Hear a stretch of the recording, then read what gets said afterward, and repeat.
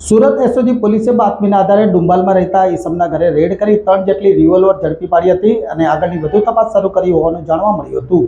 વર્ષ 1993માં મુંબઈમાં થયેલા બોમ્બ બ્લાસ્ટની ઘટનાના 3 હત્યારો સુરતથી મળી આવ્યા છે। સુરત એસઓજી પોલીસે 3 હત્યારો સાથે આરોપી મેહુલ નરેશચંદ્ર ઠક્કરની ધરપકડ કરી છે।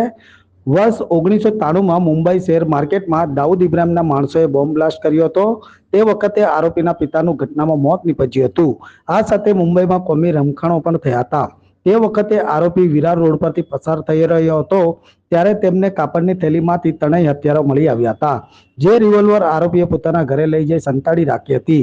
ત્યારબાદ આરોપી વર્ષ 1995માં સુરત રહેવા આવી ગયો હતો। જો કે આરોપી સુરતમાં શાકભાજી વેચવાનું કામ કરે છે। તે ઉપરાંત આરોપીએ અત્યાર સુધીમાં હથિયારનો કોઈ પ્રકારનો ઉપયોગ કર્યો નથી।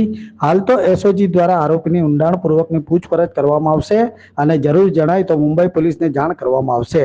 આરોપી મેહુલ નરેશ ઠક્કરને ઝડપી આર્મ્સ એક્ટ ગુનો નોંધી આગળની કાર્યવાહી શરૂ કરી હતી। ગઈકાલે એસઓજી દ્વારા લિંબાયત વિસ્તારની અંદર બાલા હનુમાન મંદિર પાસે ડુંબાલ એરિયાની અંદર એક ફ્લેટની અંદર માહિતી એને મળી હતી એસઓજીની ટીમને કે ગેરકાયદેસર હથિયારો અહીંયા એક ઘરની અંદર છે। અત્યારે રથયાત્રાના આવી રહી છે અને એના અનુસંધાને લો એન્ડ ઓર્ડર મેન્ટેન કરવા માટે થઈ અને સતત અમારી આ ટીમો ગેરકાયદેસર હથિયારો શોધવા પ્રયત્ન કરી રહી હોય છે। એ દરમિયાન આ માહિતી મળતા ત્યાં રેડ કરતાં મેહુલ નરેશચંદ્ર ઠક્કર નામનો જે વ્યક્તિ છે એના ઘરેથી 3 રિવોલ્વર મળી આવેલ છે, જેનો મુદ્દામાલની કિંમત લગભગ 1.5 લાખ રૂપિયા થાય છે।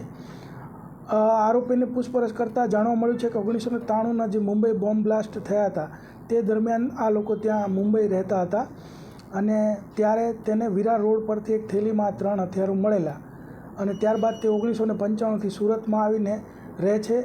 અહીં શાકભાજી હોલસેલ લાવી અને વિવિધ હોટલોમાં રિટેલ પ્રોવાઈડ કરવાનો બિઝનેસ કરે છે।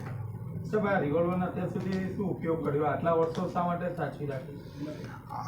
આરોપીની જે પ્રારંભિક પૂછપરછ થઈ છે એનાથી એને એવું કીધું છે કે ત્યારે એમને મળ્યા હતા અને પછી એ લોકોએ સંતાડી રાખેલા અને અહીંયા પણ એ લોકોએ કે કોઈ ઉપયોગ કરેલો નથી હજી સુધી।